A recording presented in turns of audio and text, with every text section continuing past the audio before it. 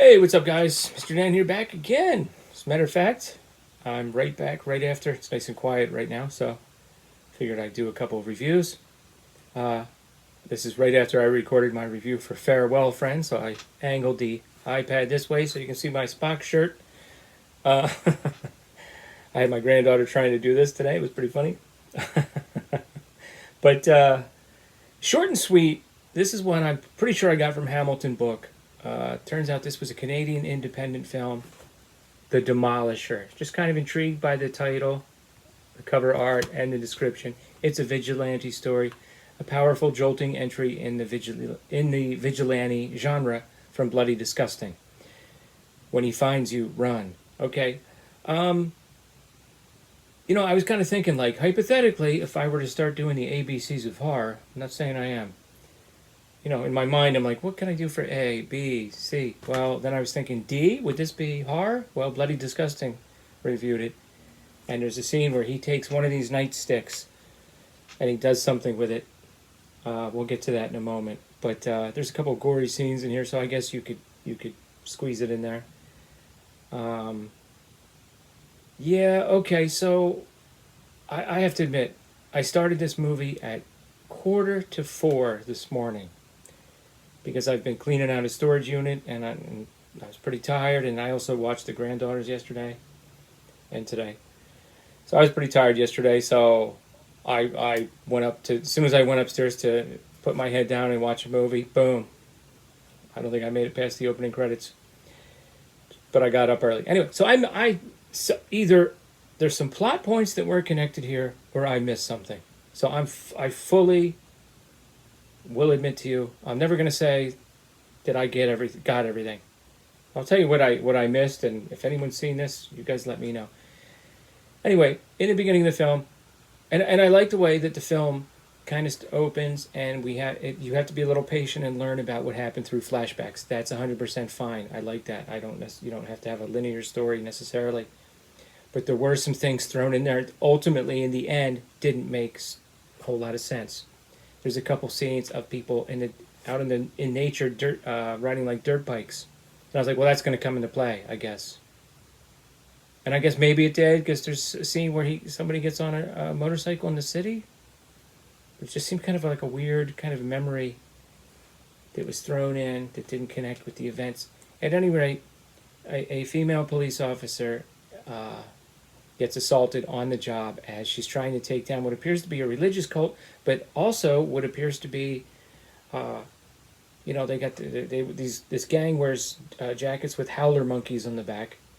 They also appear to be sort of like a hybrid of a motorcycle gang. Some of them have that kind of the appearance with the beards and everything, and like a punkish kind of a gang. It's kind of strange. And then the one guy in the beginning seems to be about to perform a satanic sacrifice. I'm like, what kind of gang is this? I don't. That's one of the things I kind of missed, or kind of wish they would have drilled down on a little bit. So she gets injured, and she's wheelchair. She's confined to a wheelchair. So her husband is caring for her, and at night he goes out in this gear, which includes this massive face shield and a couple nightsticks, and he's going after the bad guys of this gang. So there's some pretty good fight scenes through flashback and everything. Eventually, what he does with the nightstick goes a little bit, I think, over the top, but and that's kind of like 3/4 of the way through, maybe. So it's not kind of consistent. You know what I mean? Like,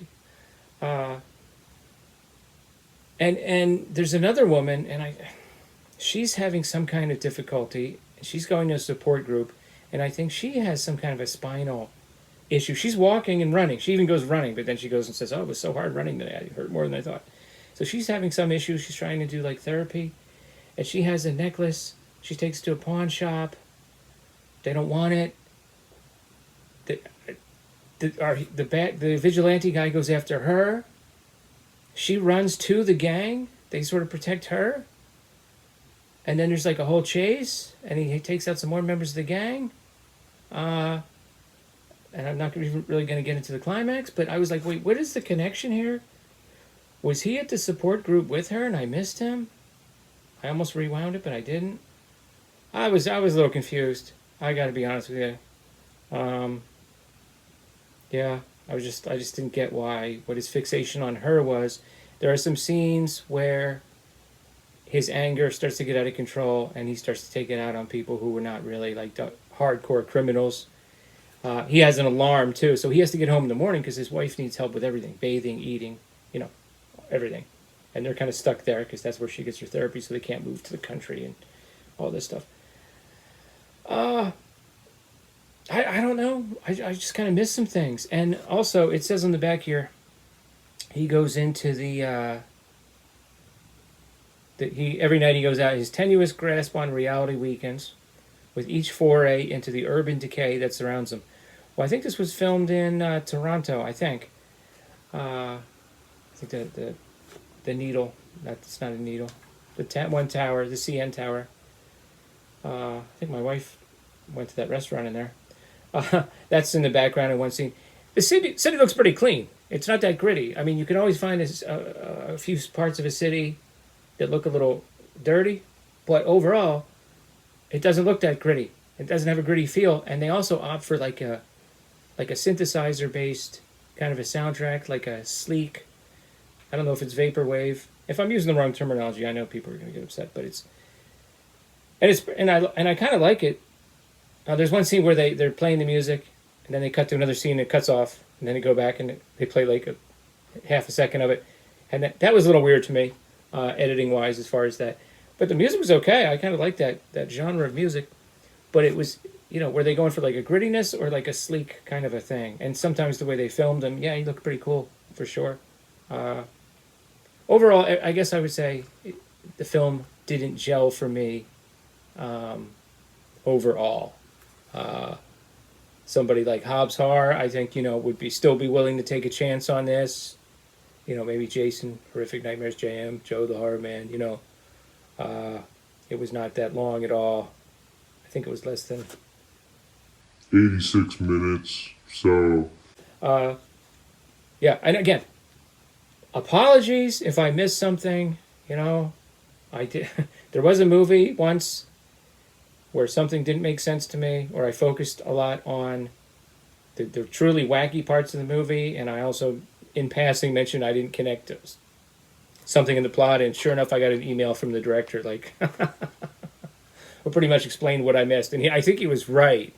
It's just that the goofy other parts of it kind of took me out of the movie, so I missed something I should have picked up on. So again, I'm not trying to be like a movie reviewer who is afraid to review a movie, but it's possible I could have missed something here, but it just didn't quite come together for me. Anyway, talking too long of a review. I wanted to make this one short. Have you seen this? Have you heard of it? What are your thoughts? And I still think it's important that we support independent films for sure. Okay, guys, let me know in the comments below. Come back again later.